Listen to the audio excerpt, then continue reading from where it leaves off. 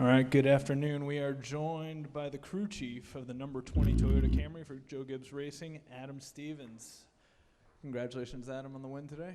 Thank you. That was awesome. And we can open it up for questions. All right, right here, podium finish. Whoop. Wait, here. Thank you. Rob Tiongson from thepodiumfinish.net. Adam, congratulations on your second win of the season. Now it's two types of tracks, the drafting style racetrack, and here at COTA, the road course. I mean, what do you feel like the message you're sending from your 20 team to your competitors about how strong you guys are starting off this year? I mean, it's much a message to ourselves as it is anything. We felt like second half of last year that we really polished up our weaknesses and didn't feel like there was a track that we go to on the schedule that we don't have the capability to win. And I think this kind of showcases that. You know, we didn't unload the best. We had some work to do. And we were able to close that gap with very limited practice time and very limited amount of things to change. Bell did a masterful job of getting everything out of the car without making mistakes he couldn't recover from, and really played the laps to his strengths and just willed that thing to the front. And I think this is really what this team is capable of going forward. I felt that for a while, and it's nice to have all of the other pieces of the puzzle, the decision-making, you know, the pit stops, the changes, the communication to facilitate that. All right, next we'll go to Jeff and then Jerry. Why were you willing to get sort of short pitted there to get the 3-lap pressure tires? It was down to 4 seconds when the caution came out. Do you think you could have gotten there with the fresher tires and ultimately won either way? It would have been a race. I think what you saw there, too, is we were pressing there prior to the stop and losing a little bit of ground to the cars behind us, racing the cars in front. And I wasn't willing to pit too early and have too many more laps to go.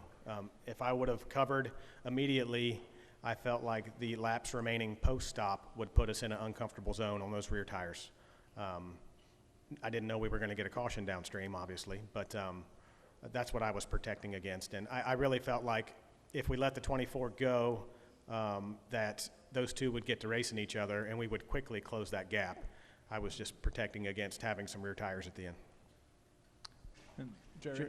Jerry Jordan, KickingTheTires.net. So after the race, we talked to all the other drivers that were in the front 3 or 4. They said this was a classic example of clean racing where drivers can get around each other without dumping them. Byron said, you know, Bell didn't dump Bush, which gave him no reason to rough him up. Bush said he did everything he could to screw up so that Bell could dump him. And so what's that say about your driver getting to the front and also extending 2 wins in a row? I think there's just a tremendous amount of respect between all those guys and all of the competitors that tend to race around each other week in and week out. I know we traded paint with the 8 a couple times, especially here, completely unintentionally, and something that as a team we felt bad about. You know, that's not something we wanted to repeat. I think we saw an instance there too where Bell felt he had a run on him and in turn 1 and knew late in the braking zone that he was going to contact him if he stuck with it, and he bailed on it. So I think that's the level of respect you have to have if you want to be raced with respect. Other part of your question, having 2 wins in a row? Yeah, it's great. It's a streak. Yeah, the slump's over, Jerry. You're right. But they're hard to come by. But like I said, you know, last week was probably one that we didn't really have circled. We knew we could run well there, but, you know, so many of the Fords and especially the Penske's they're just a little bit stronger on their speedway program. But we were able to put ourselves in position to race for it. And when it comes down to a race, I'm going to take Bell every time. But this week we certainly did have circled, and we were a little disappointed when we unloaded it as far off as we did. But I tell you that we have the next 2 weeks circled as well. There's no reason we can't go win the next 2 weeks. You know, today has no bearing on next week whatsoever, and everybody's going to bring their best stuff and do their best job. But I really have so much faith in this team and Joe Gibbs Racing as a whole, and especially my driver, that I know will be a factor. Hey, Adam, Kyle Dalton with Outland Sports. Just curious, the turn 6, there appeared to be some confusion early on in the race with drivers cutting the corner and others not aware that you could do that. So can you kind of explain to me what guys were told before the race about that specific turn? Yeah, I mean, I don't know how long of a story you want, but there was some planning to get rid of the calling of the track limits via camera coming into the weekend, and they had proposed some barriers up through the S's to do so. And the industry in general wasn't pleased with how that turned out, so they removed those and went back to calling it with the cameras. I think most of the field thought that 6 was going to be called, and pre-race or shortly after the race started, NASCAR told us through their communication channels that 6 was not being called. Whether they told people that prior to the race starting, I'm not sure, but I know I was told very early on in the race, and I relayed that information to my driver. They're in a bad spot because you don't want to put a concrete wall there, but they want people to stay on the track, but they have to have an angle on it to enforce it fairly. And a good question for them, if they don't feel like they have an angle, they just tell everybody that they're not enforcing that. So it was fair for everyone. It is what it is, and I think the new layout worked out well. Excellent. And we're also joined by team owner Joe Gibbs. Alex, let's go over here. Alex Cadavide, NASCAR.com. Bell said last season that at the end of the year, you guys left the ball on the table. So with 2 wins now, do you guys feel like if you have a chip on your shoulder to maybe get 3 in a row, 4 in a row? Yeah, I mean, like I said, we have everything we need to win every single weekend. Certainly at Phoenix and certainly at Vegas. And we've proven that this weekend. So there's no reason why we can't go and compete. And we did leave a lot on the table as a 20 team for sure, and as an organization last year. And we don't have any plans of repeating that. And I think that we've made a lot of good decisions on our team and then Joe Gibbs Racing as a whole to make sure we don't. John, over here on the left. John Newby, Savage Ventures. So, Adam, you mentioned that incident in turn 1 where you kind of had to bail and ran wide. And I was curious, what have you seen as far as the maturity mental-wise? Because obviously the car is fast, but he was able to bounce back, get right back on Kyle's tail, and make the moves that he needed to win the race. Yeah, I think we've made big gains in his decision-making, or he has, just with experience, laps and racing around guys and putting yourself in different positions and scenarios through the years, certainly running up front in the last couple years and competing for wins, and just coming into it with a clear head and not taking the last lap with you into the next lap and being hyper aware of his current situation. You know, he did a fantastic job last week of making decisions on what he had, not what he thinks he should have or what others have, exactly what he has right now. And I think that's just an area that he's made gains, and any area we can make gains is going to manifest itself toward the front of the pack. All right, we have another question over here from Rob.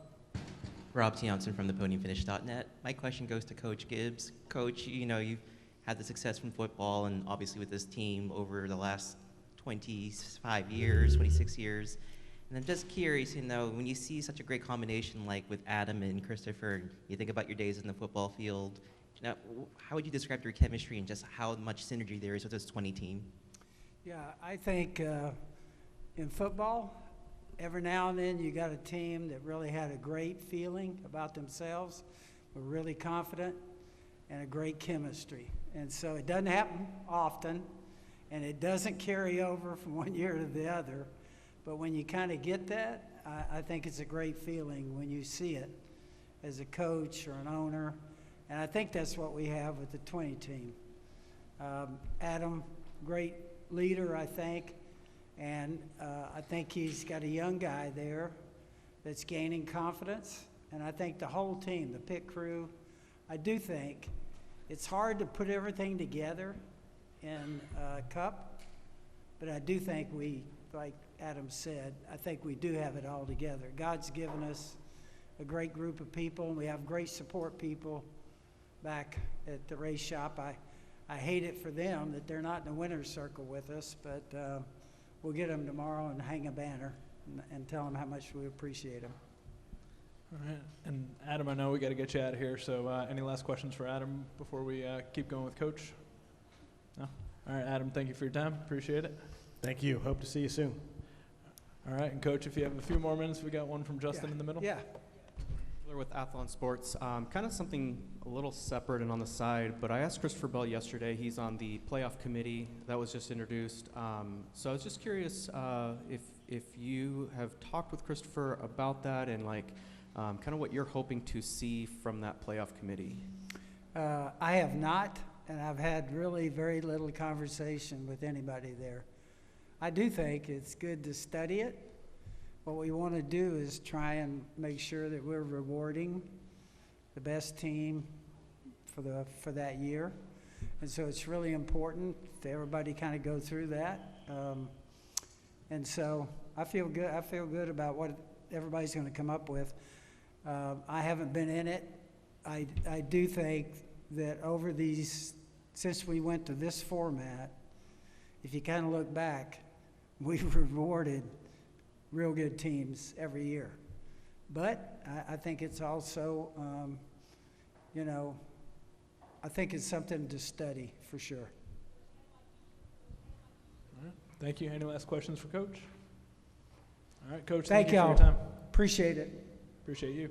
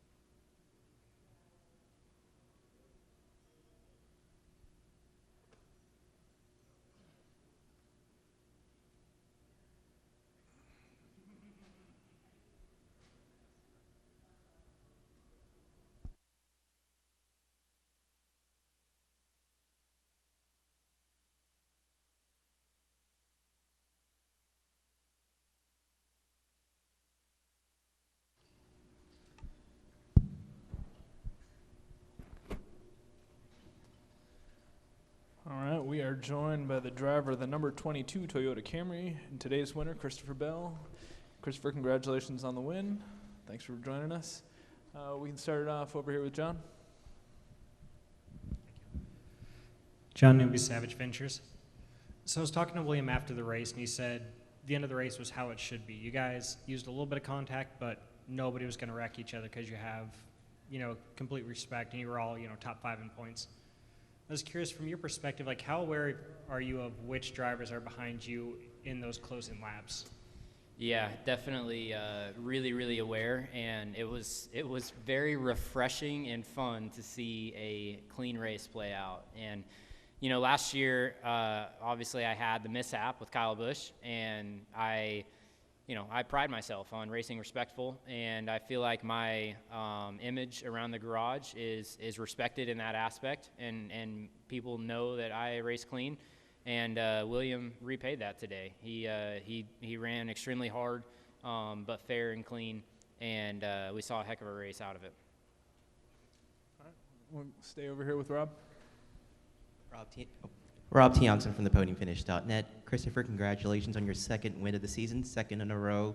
What message do you have to say this win sends to your competitors and to your team about the versatility of your driving your team and just knowing that you're just sharpening your knives so early in the year?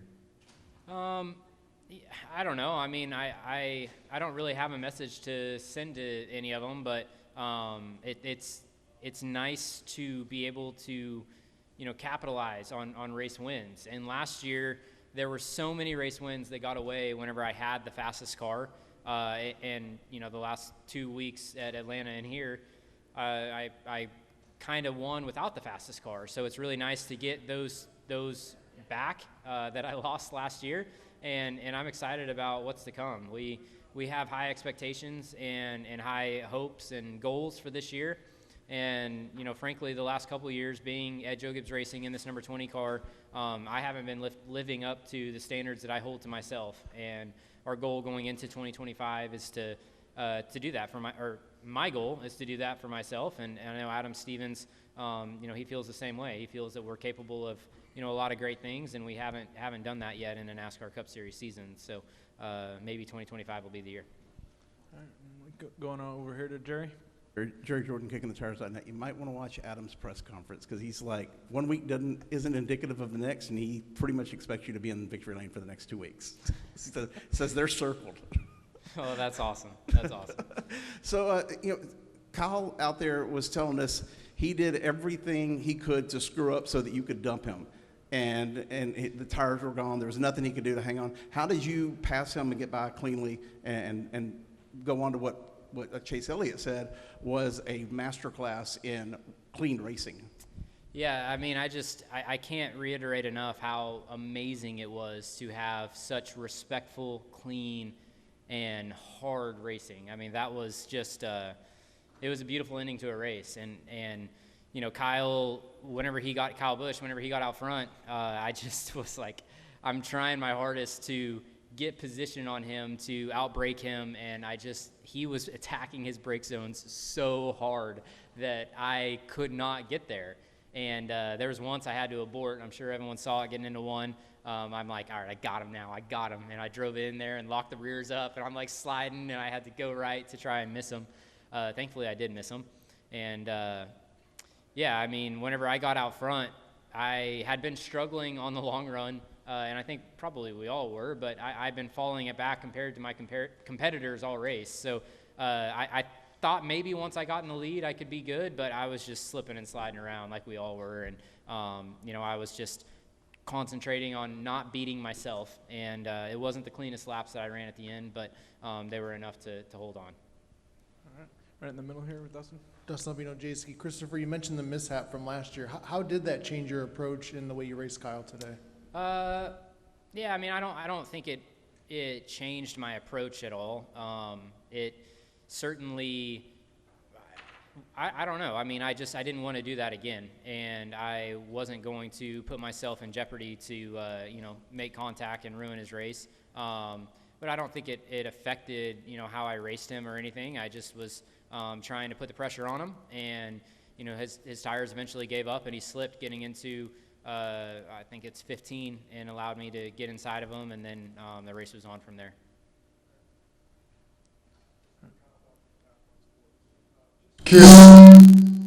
Ouch. Yeah, just curious, there was some confusion with turn 6 and early in the race, and There was a lot of confusion.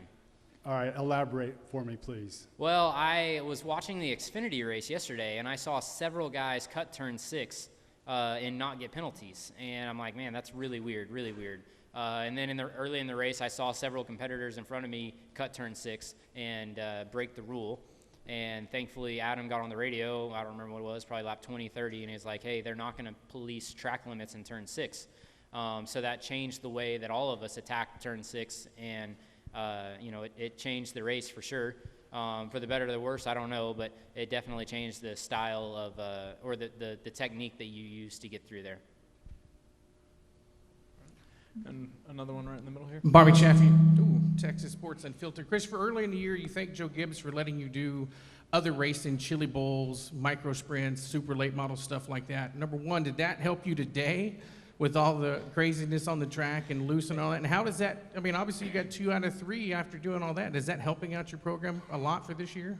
You know, dirt racing might have helped me today, because we were sliding around like crazy. I hope that transpired on TV, like they were able to show it, because all of us were just slipping and sliding and drifting the cars around the track. So yeah, I mean that is road course racing 101, and that's why it's so much fun. So thank you, Joe Gibbs. All right, we've got Alex here in the middle. Alex Cudahy, NASCAR.com. Christopher, how do these 2 back-to-back wins build your confidence for Phoenix or Las Vegas to net another one?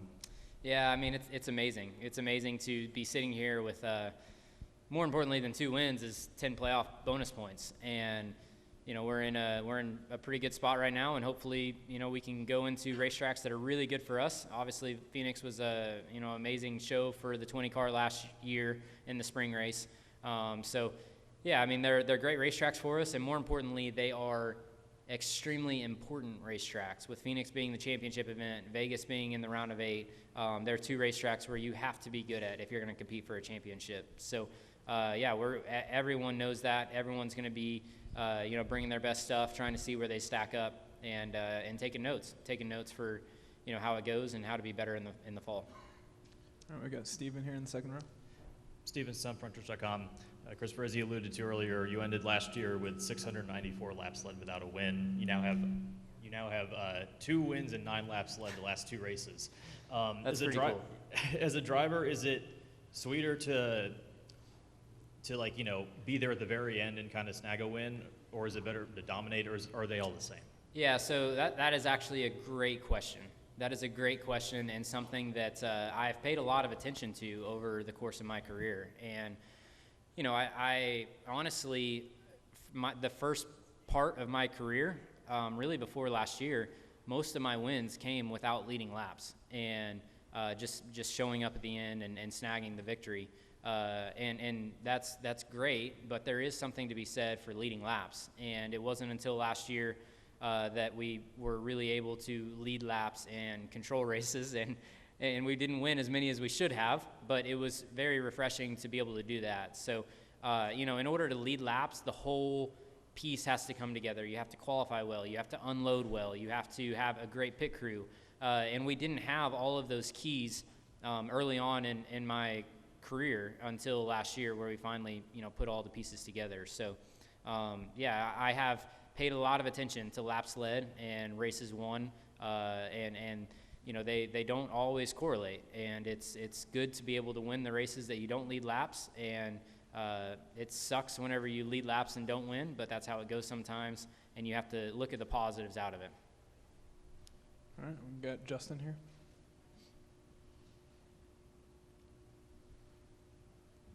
Justin Schuler, Athlon Sports. I'll throw another stat at you. This is the longest drought that the Cup Series has had without back-to-back races with the same winner. Is that because of the parity of the car, or the parity of the field, or just how diverse this schedule has become? Because I look back at maybe 6, 7, 8 years ago, and we had 2 road courses maybe, and then now we have all these road courses, the hybrid at Atlanta. We used to have the dirt race, but still it just seems like the schedule's gotten so much more diverse. So what can you narrow it down to, or is it just a combination of all three? I mean, I definitely think the schedule has something to do with it. You know, adding another super speedway in the fold with Atlanta. The road courses, you know, I guess there is more now than what there was in the past, but with the super speedway stuff and the next gen car just really leveling the playing field and not just, you know, there's a lot of competitive cars now where back in the day, I remember it was the big three, right? Everyone had the big three. It was Kyle, Martin, and Harvick there for a little bit, and different guys would come and go. But it seemed like those teams had a little bit extra, where now with the next-gen car, you can't really get that advantage. So winning has certainly become harder, and more guys are capable of it. So whether that's a good or a bad thing is debatable, but it's a sport that we live in and compete in right now. All right, any last questions? Nope. All right, thank you, Christopher. Congratulations. Thank you, guys.